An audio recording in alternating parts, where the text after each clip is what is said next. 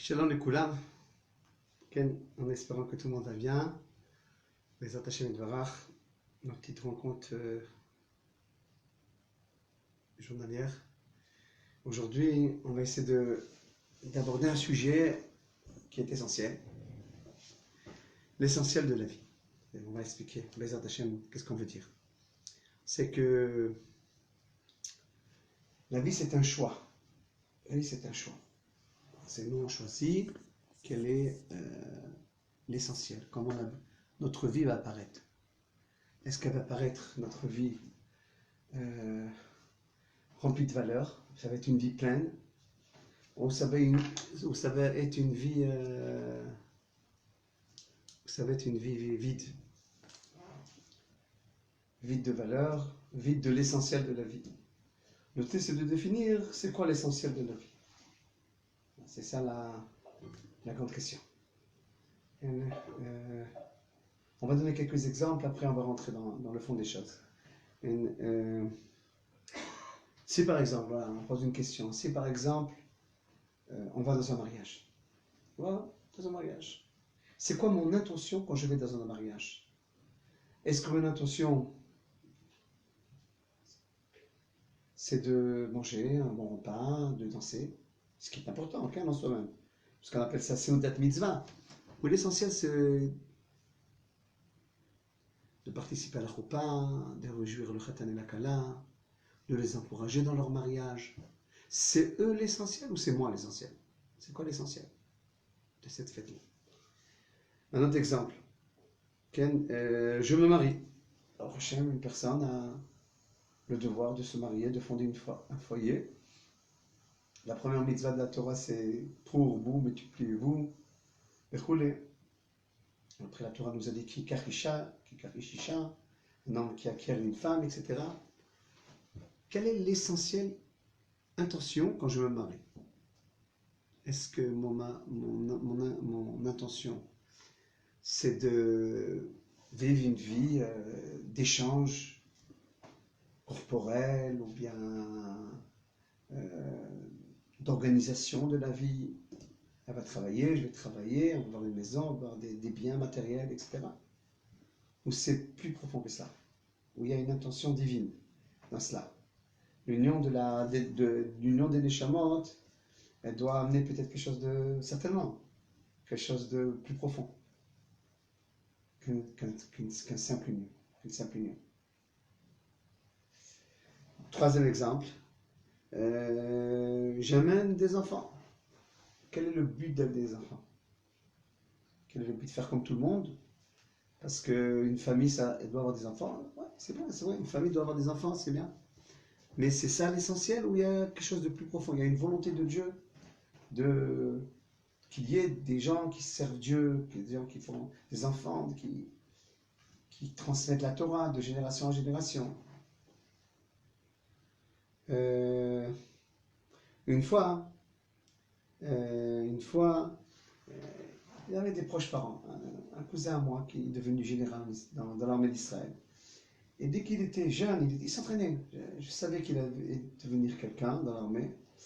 Et je lui ai posé la question, je lui ai dit, cousin, quel est ton but? Est-ce que ton but, il est de montrer que tu es fort, tu es quelqu'un de courageux, tu veux te prouver à toi, prouver aux autres peut-être? Ou bien ton but, c'est de défendre la terre d'Israël, ton peuple, à la gloire de Dieu? Il m'avait répondu, ça et ça. Voilà. Et ça, et j'ai des bonnes intentions, c'est des intentions personnelles. Donc c'est ça. Il faut toujours voir dans chaque chose que je fais, pourquoi je vais dans cette chose-là. Je rentre à la synagogue, je rentre dans les yeshivas, maintenant voilà, j'écoute, on écoute ensemble, voilà, on étudie ensemble, c'est un plaisir bien entendu, et j'écoute un cours de Torah. Quel est mon but? Avoir des connaissances, avoir des belles idées, etc. Ou bien il y a plus profond. Maintenant c'est sûr qu'il y a toujours plus profond.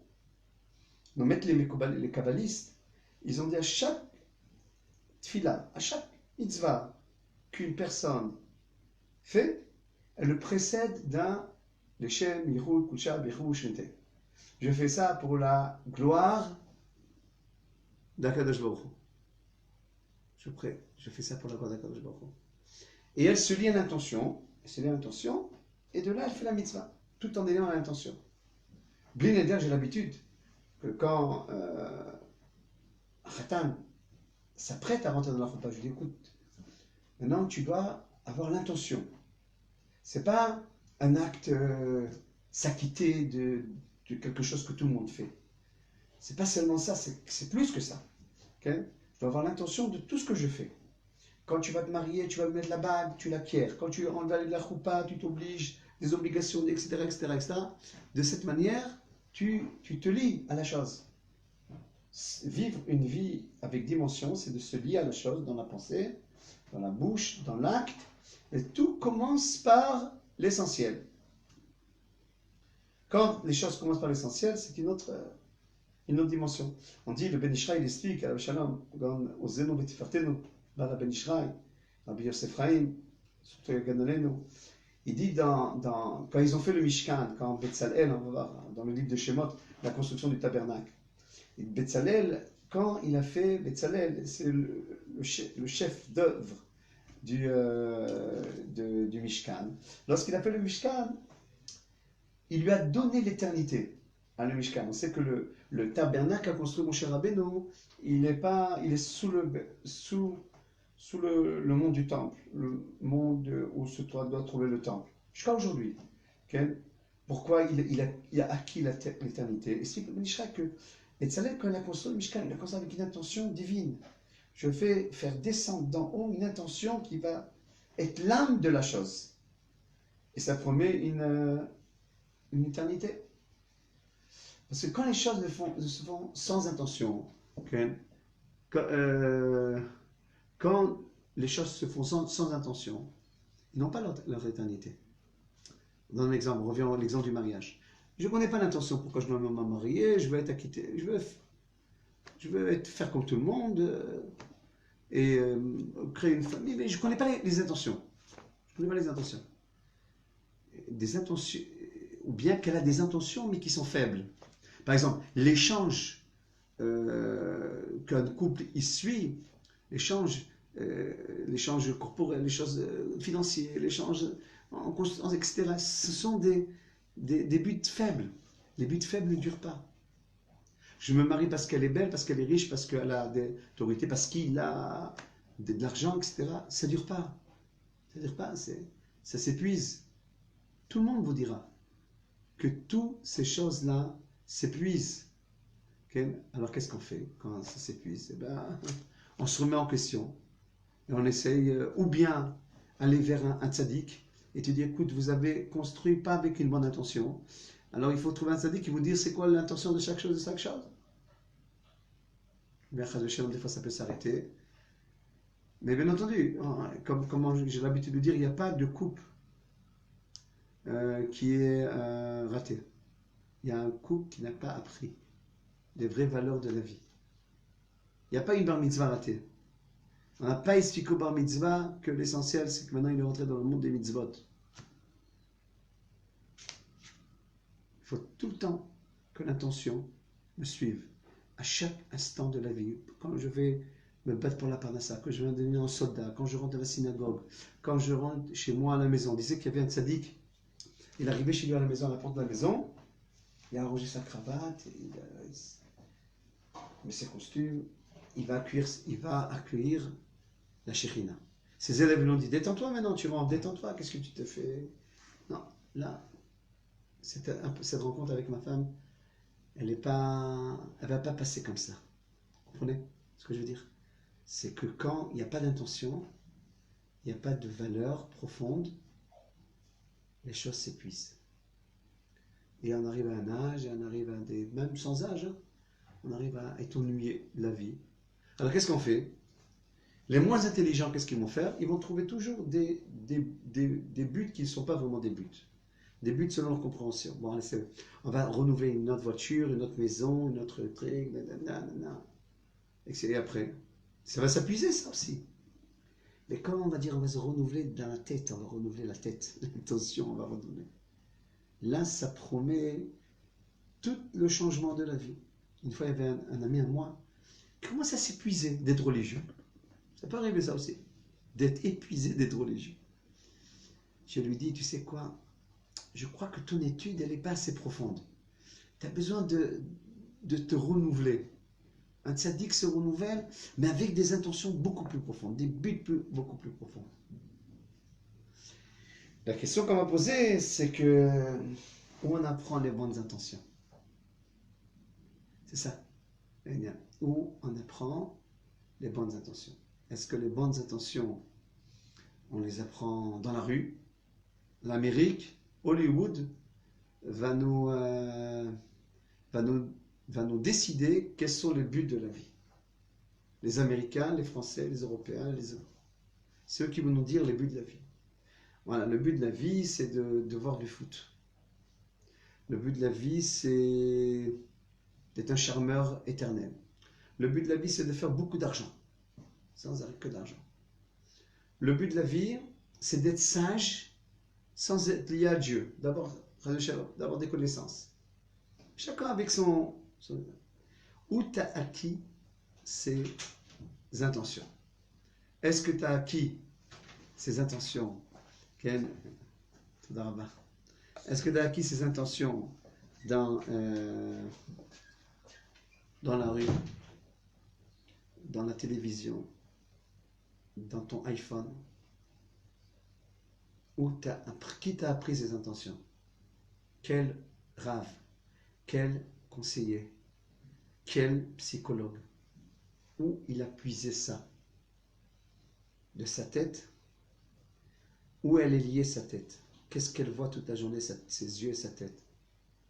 Qui nous dit que les intentions qu'on a eues par exemple en France, on vient de l'exil de France, est-ce que ces intentions sont de bonnes intentions? Des fois oui. Des fois oui, des fois c'est des semi-bonnes intentions, des fois c'est un quart de bonnes intentions, des fois c'est mélangé, les bonnes intentions et les mauvaises intentions, etc. Mais il y a une chose qui est sûre, pour nous le peuple d'Israël. Le but de la vie, il est écrit dans la Torah. Je vais faire une bracha, un café pour vous réveiller un peu plus jeune, pour se réveiller, il faut avoir de bonnes intentions. La halakha dit que vous ne répondez pas Amen même si on est en direct. Regardez. On est dans le livre de Shemot, on va rentrer dans le livre de Shemot. Lorsque on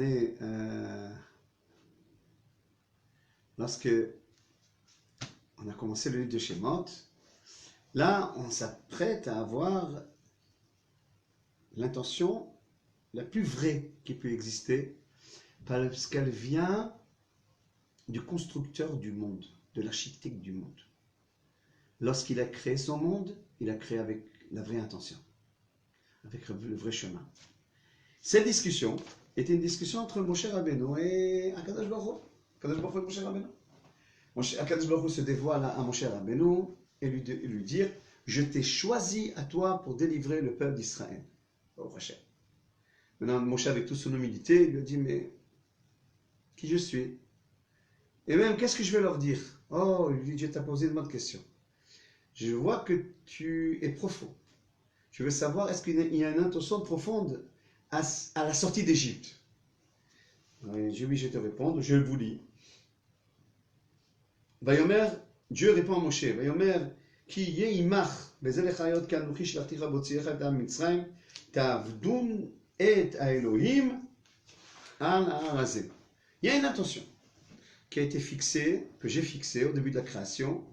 Bereshit, les Chachamim nous disent pour la Torah, Bereshit pour Israël. J'ai une intention dans ce monde, dit Dieu à Moshe. Tu vas les délivrer parce que tu vous servirai Dieu sous la montagne du Sinaï. Dans cette montagne-là, vous recevrez la Torah. Et dans la Torah, il y a toutes les intentions, il y a tous les buts de la vie. Ne changez pas de but. Ils sont inscrits. Soyez fidèles à ce qui est marqué dans la Torah. Vous voyez? Alors ça, c'était... Le monde a été créé avec une intention bien précise. Et donc, quand je marche dans les chemins de la vie, et que j'ai une intention, des bonnes intentions, une sagesse qui mène ma vie, pas l'impulsion, pas les passions, pas... mais une vraie sagesse. Je deviens quelqu'un qui n'est pas étranger à la vie. Quelqu'un qui est lié à la vie.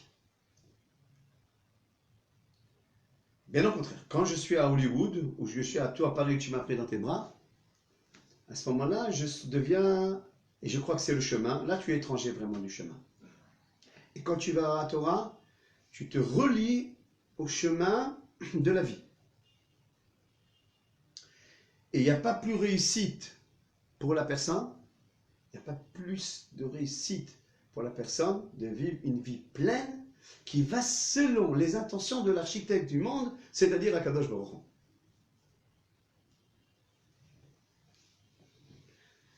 Je vais dire plus que ça. Je vais dire plus que ça. Même quand une personne étudie la Torah, c'est possible que ses intentions ne sont pas entières.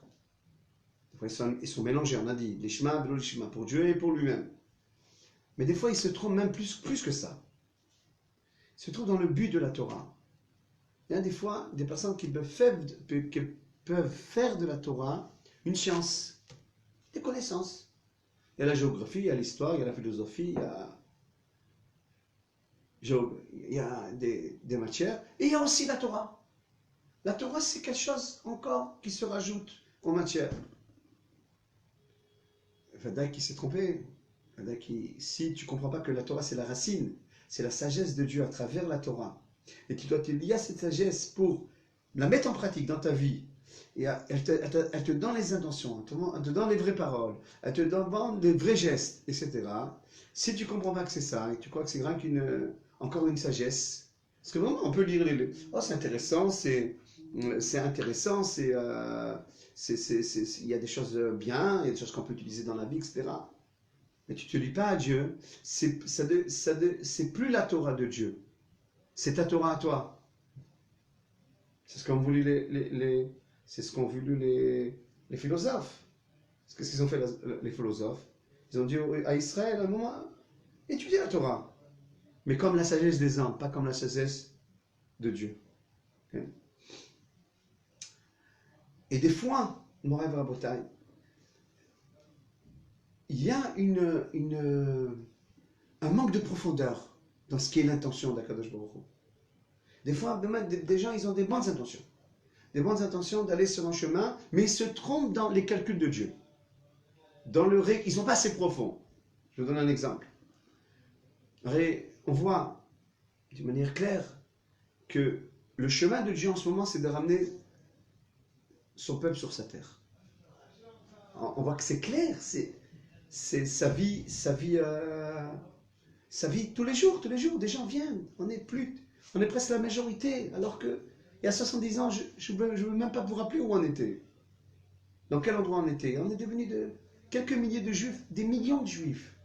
Regardez la construction qu'il y a en Israël, c'est gigantesque. C'est sûr qu'il se passe quelque chose. Mais si je reste dans mon Paris, mon New York, mon Canada, mon Australie, enfin, chaque jour où il se trouve, et je n'arrive pas à rentrer dans l'intention de Dieu. Et je me fais des intentions, je me fais des buts à moi, même si même des fois c'est avec des sages, des ramim, etc. On va se faire de buts, mais pas en Israël, à l'étranger. On va faire un monde de Torah à l'étranger, etc. On va maintenir la Torah comme on l'a fait pendant 2000 ans. C'est bien de maintenir la Torah. Ça nous a tenu vraiment 2000 ans. Heureux Ashrem, tous ces rabbins qui nous ont tenu 2000 ans. Mais on ne comprend pas maintenant qu'il y a un mouvement qui se passe. On ne comprend pas qu'il y a plein de gens qui étaient dans les fours crématoires, des nazis, Marchema, Beshem, Zecham, et maintenant on est sur notre terre. Voilà, je vous parle de Natania, de la synagogue Etzraïm à Natania. C'est pas une Géoula, ça, c'est pas un génie. Dans quelques instants, il y aura la Askara de Yohan Cohen, que Dieu repose son âme, que Dieu vend son sang, qu'il a été assassiné à Hyper Cacher. Voilà, ils font la Askara dans quelques minutes à Natania ici. Toute la famille est montée. Voilà, les parents, tout, ils sont compris. Yohan a éclairé toute la famille à monter en Israël et comprendre que là, c'est à la volonté d'Akadosh Baruch Hu d'être en Eretz Israël. Mais des fois, le calcul n'est pas assez profond. Le génie n'est pas assez profond. Alors je me lie à des génies moins profonds. Je maintiens encore l'exil en attente et je ne viens pas œuvrer ici. Alors, bien entendu, je ne suis pas de ceux qui disent ça ne sert à rien. Tout ce qu'on fait en route, ça sert. Toutes les mitzvot qu'on fait sont très importantes. Mais il a un but maintenant national. Il y a un but commun. Tous les grands de la Torah sont ici. Le monde de la Torah revient ici. On est en train de revrer la gloire d'Israël, la royauté d'Israël. On ne comprend pas ça. C'est sous nos yeux. On ne comprend pas que les prophéties sont en train de se faire. C'est pas ça l'intention de Dieu maintenant. Il faut se lier à cette intention, à ce but-là, pour être entier avec soi-même. Et là, c'est la personne qui traverse un chemin de la vie et qui n'a pas été entier avec ce chemin. Il n'a pas rempli ce chemin comme il faut. Il a rempli, mais pas comme il faut, pas entièrement. Il a maintenu sa vie, il ne l'a pas fait grandir. Vous savez, il y a des gens qui maintiennent. Il y a des gens il y a des papas qui maintiennent la vie de leur famille, leur donnent à manger, à boire, vous allez voir votre bac, allez, faites votre vie. Il y a des parents qui sont toujours en train de donner un enthousiasme nouveau à leurs enfants, à leurs amis, etc. Okay? Je vous donne un dernier exemple. Un exemple. Il y a une fois, il y a quelques années de stage, j'avais un ami qui hésitait, qui n'arrivait pas à gérer sa femme et sa mère. Un ami à moi, de longue date. Il a fait son allié en Eretz Israël, il est en Eretz Israël, et il y avait un conflit entre sa mère et sa femme. Ça n'arrive pas souvent, ça arrive un petit peu. Okay. Et il est venu me voir. Il me fait, tu sais, j'arrive pas à gérer ma femme et ma mère, mais je suis parti voir un psychologue, il m'a dit, comme la Torah le dit, il faut choisir sa femme. Il faut choisir sa femme, c'est avec elle que tu as construit une famille, etc. On ne va pas tout abandonner, ben je lui ai dit, j'ai appris la Torah à moitié. Et je lui ai dit, qu'est-ce que tu fais de l'honneur des parents? La Torah le dit, et lui, il me dit, mais qu'est-ce que tu fais de verset Ah, très très bien. Je lui dis, il y a deux versets. Un, il dit, il faut honorer ses parents. Un, il dit, il faut s'attacher à sa femme. Comment on les rejoint les deux? Il faut une sagesse. Il faut une sagesse. Comment savoir gérer? Mais vu que tu t'es pas lié aux intentions de Dieu, tu ne sais pas c'est quoi l'honneur, tu ne sais pas c'est quoi l'amour de ta femme, etc. Alors tout est problématique. Un génie, quand il se lie à l'intention profonde d'Akadosh Baruch Hu, il arrive à gérer même des oppositions de la vie. Il lui dit, tu dois t'arranger avec ces deux équations. Mais seulement, vu que pour toi, l'honneur des parents, il n'a pas été profondément compris, l'amour de ta femme non plus n'a pas été profond, alors tu n'arrives pas à gérer. Mais si l'amour de ta femme, elle était profond, tu aurais pu gérer. Mais seulement, tu t'es pas lié à l'intention de Dieu. Donc, je résume. On va être en tué avec la vie, on va être en tué avec Dieu, avec son chemin, etc. Pas d'autre solution que de revenir sur les bancs d'études. Et de là-bas, apprendre les intentions vraies. Pas ce que le monde tout autour nous essaye de nous mettre, de nous imposer. Et de nous faire comprendre que voilà la vie que vous devez avoir. Elle doit être remplie de richesses, d'argent, de plaisir, de passion, etc. Voilà ce qu'on nous donne toute la journée, tous ces virus-là, qu'ils ont détruit toute une jeunesse, qu'ils ont affaibli, comme on le voit. Nos enfants sont faibles. Ce n'est pas des braves. Oui, on a les intentions qu'ils ont reçues. Tout est libre, tout est facile, tout est gratuit, tout est agréable. Il n'y a pas de travail, il n'y a pas d'intention, il n'y a pas de Torah, il n'y a pas... Et voilà notre jeunesse. Combien de parents pleurent sur la fainéantise, le caprice, et j'en passe de leurs enfants. Parce qu'on n'est pas lié à l'intention. Quand on se reçoit sur nous le joug d'Akadosh Baruch Hu, on reçoit aussi la sagesse de se lier à ce monde avec un équilibre exact. Que Dieu nous éclaire dans sa Torah. C'était toujours un plaisir d'étudier ensemble la Torah. Au prochain, toute remarque est acceptée avec plaisir. Vous pouvez m'envoyer des remarques et même des sujets. Des fois, vous voulez juste qu'on choisisse des sujets à traiter, des sujets qui intriguent. Si je les vois, si vraiment ces sujets ils peuvent être développés, alors avec plaisir. Shalom, shalom.